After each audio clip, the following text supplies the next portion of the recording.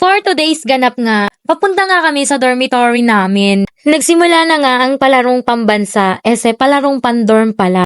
Kaya ito, nagmamadali kami papunta doon kasi nga medyo late na kami. Pagdating nga namin, ilang minuto na lang magsisimula na sila. Buti na lang nakaabot pa at nakapag-warm up pa nga. Paliga nga ito ng dormitory namin at lahat naman ng manlalaro dito ay iisang company lang din naman kami. Magkakaibang department nga lang. At syempre, active na active dito yung asawa ko. Maarangkada nga to sa court. O, tignan nyo. O, diba? Pak na pak yung kanyang mga shoot.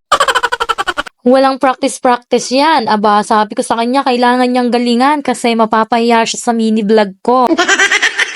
Kaya tignan nyo, nagpakitang gilas talaga siya dyan. At sa sobrang active nga niya, 2 sport pa talaga yung sinalihan niya na magkasabay pa ng oras ng laro. Pagkatapos nga ng first quarter na laro niya sa basketball, lumipat naman siya sa volleyball. Grabe ka naman, Parko OA. Apaka-talented mo naman, ne?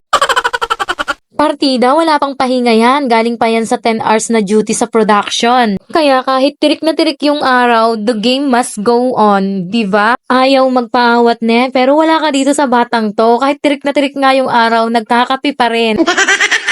Grabe naman talaga ang adrenaline ng isang Parko, ne? Pagkatapos nga ng isang set sa volleyball, lumipat ulit siya dito sa basketball. Grabe naman talaga ang energy mo, Parko OA. Nagpakitang gilas ka talaga, ne? Ayaw mo talagang mapahiya sa mini vlog ko. Umarangkada nga na naman itong si Ricky Makaspak Parko dito sa court, no? Tignan nyo naman, parang walang kapaguran. Pero mamaya pagkatapos ng laro, maraming masakit to. Feeling ko.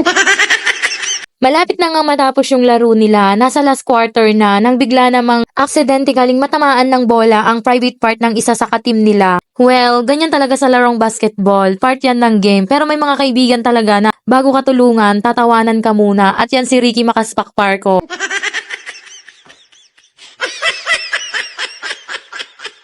At sa larong basketball, kahit na anong mangyari, dapat sport lang. At the end, sila pa rin naman yung nagwagi. Congratulations! Pagkatapos nga ng laro nila, dumiretsyong uwi na rin kami. Pero habang naglalakad kami, dumadaing na si Mr. Parko, marami daw masakit.